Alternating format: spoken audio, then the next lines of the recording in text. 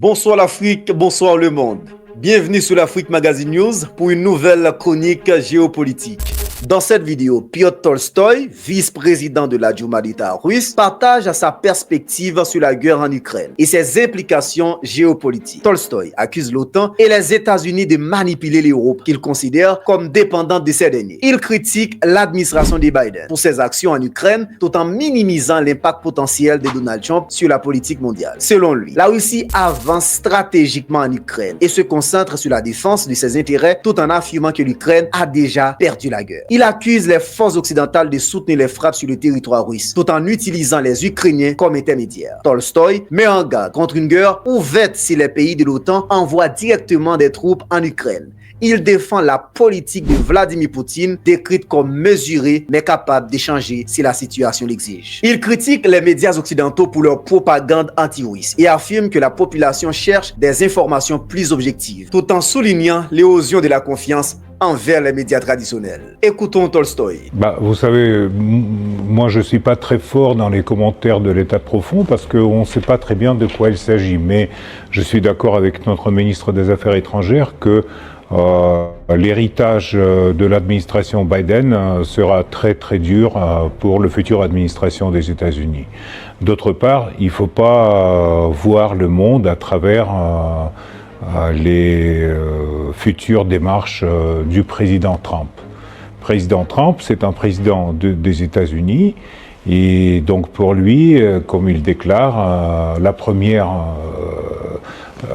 sur la première place, c'est des intérêts géopolitiques des États-Unis. L'Europe a perdu complètement son souveraineté, donc il ne s'agit pas de faire quelque chose sans les États-Unis, comme on a vu lors de ces derniers 3 ans. Et donc je crois qu'il y aura un changement de politique, mais pour la Russie, pour nous, ce qui est important, c'est nos intérêts. Pas les intérêts des États-Unis, pas les intérêts européens.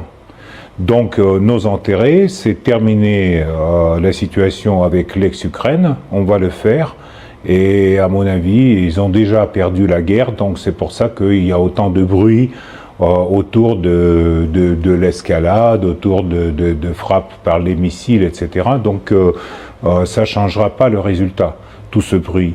Ça ne changera pas que la Russie va gagner cette guerre.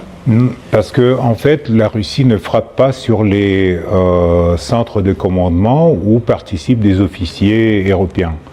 Il est bien connu que les missiles à longue portée et à portée moyenne ne peuvent pas être programmés par les Ukrainiens. Donc, c'est des spécialistes américains, britanniques et français qui s'en occupent. Et donc, vu la situation, pour l'instant, la Russie n'a pas répondu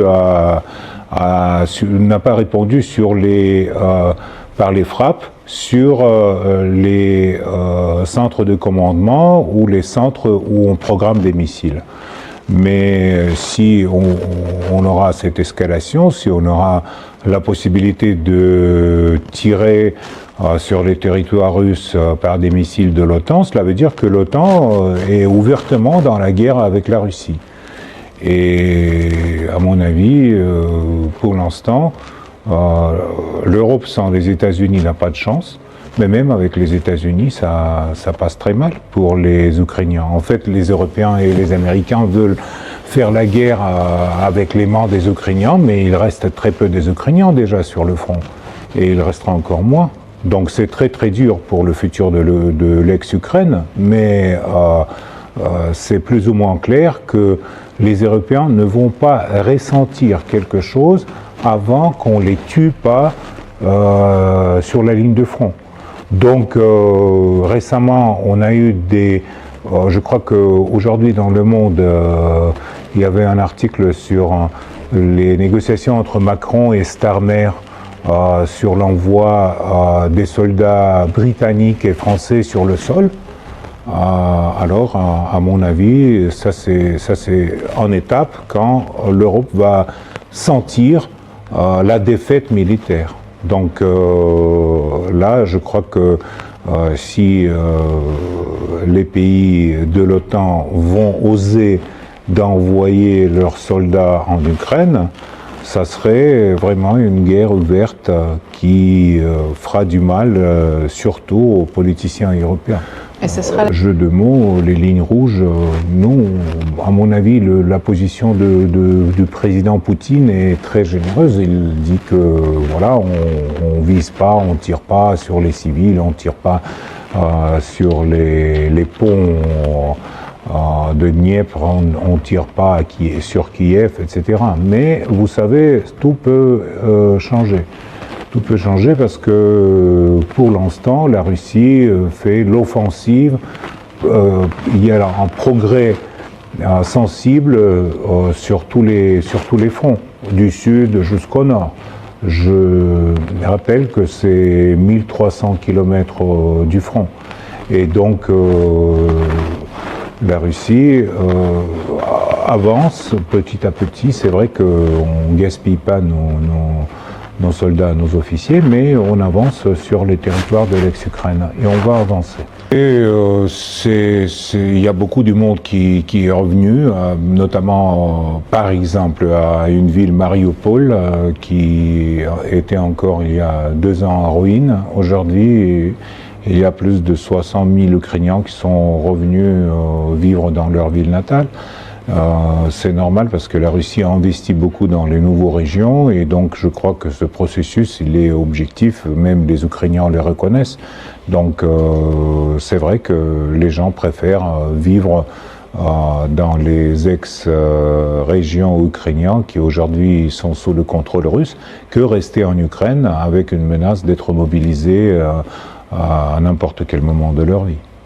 D'après vous, la Russie ne menace pas la France, c'est la France qui menace la Russie. C'est la France qui donne la permission de tirer sur le territoire russe des missiles de moyenne portée. C'est la France qui envisage l'envoi des légions d'honneur à l'Odessa. C'est la France qui, aujourd'hui, continue à fournir en Ukraine l'information sensible d'un groupe spatial Donc, c'est pas la Russie, c'est sûr. Mais c'est vrai que s'il y aura un conflit en Europe et si les États-Unis restent un peu à l'écart, comme aujourd'hui déclare M. Trump, à ce moment-là, les Européens ils vont sentir comment ça se fait de perdre une guerre. C'est le sentiment qui a été oublié en Europe depuis des décennies, et donc on va y revenir. Peut-être que nous, on n'a pas d'illusion sur la politique de Trump. Et je ne sais pas pourquoi, dans les médias européens, on dit toujours que voilà, Trump, l'Europe vont décider comment va s'arranger la situation en Ukraine. Non, c'est pas Trump, c'est pas l'Europe, c'est la Russie qui va décider. Bien sûr, mais on a partout les agents russes, vous savez. Donc même à l'Élysée, on a partout, c'est bourré quoi. Et en plus, on influence la politique mondiale à travers les micro-ondes. Donc il y a plein de légendes là-dessus. Donc l'Ukraine n'a jamais eu les armes nucléaires.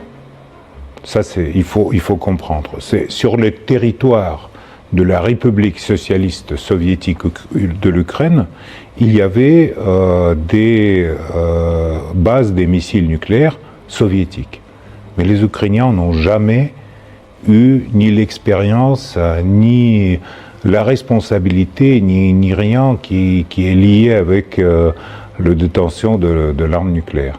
C'est ce qu'ils peuvent faire aujourd'hui, c'est comme on dit une bombe sale, mais à mon avis, ça serait vraiment un suicide pour le régime de Kiev d'aujourd'hui. Donc moi je ne crois pas à tous ces appels de faire une bombe nucléaire ukrainienne, etc. À mon avis, ça c'est quelque chose de fantastique. Poutine a clairement raconté la position de la Russie pour les négociations. C'est la démilitarisation et dénazification du régime actuel, les droits des Russes, la langue russe, donc pour ceux qui veulent en parler et qui veulent en préserver sur les territoires ukrainiens, c'est la neutralité, pas de l'OTAN, pas des bases militaires de l'OTAN sur les territoires ukrainiens. Si quelque chose reste de l'Ukraine, alors ça serait comme ça. Les médias de masse en Europe et aux États-Unis, ils ont beaucoup perdu de confiance dans leur parmi les spectateurs. Les gens, ils comprennent que tous les déclarations sur la liberté de parole, sur l'existence de points de vue alternatifs, tout ça, reste des déclarations et on leur fournit de la propagande 100%. Malheureusement, le conflit en Ukraine, ça nous a montré encore une fois. Donc s'il y a le futur des petits médias dans les réseaux sociaux ou des chaînes indépendantes, je ne sais pas. Monsieur Trump, peut-être, il a raison pour les États-Unis. On verra pour la Russie, peut-être ça serait l'autre chose. Pour l'Europe, c'est encore l'autre chose. Mais c'est vrai que les gens cherchent à avoir des opinions honnêtes. Les gens cherchent de trouver des arguments dans cette discussion qui sont liés avec la réalité sur le sol. Tandis que pour l'instant, les arguments de la propagande officielle, notamment en France, ils sont complètement fantastiques. Toutes ces histoires sur bunker de Poutine, sur comment ça se déroule la guerre en Ukraine, sur Boutcha, etc. Tout ça, c'est espèce des trucs dramaturgiques qui doivent renforcer le message principal, que les Russes sont mauvais, les Ukrainiens sont bons. Voilà, donc comme nous on sait bien que c'est pas le cas, donc on va continuer. Peut-être on est moins fort dans la guerre d'information, mais on va continuer sur le terrain pour avoir les bilans de l'opération spéciale. En gros, Tolstoï présente une vision critique de l'Occident, une défense des actions russes sur le champ de bataille et une prévision d'un futur incertain marqué par des tensions accrues entre l'OTAN, la Russie et les États-Unis d'Amérique. À très bientôt pour une nouvelle chronique géopolitique avec Wesley. Ciao!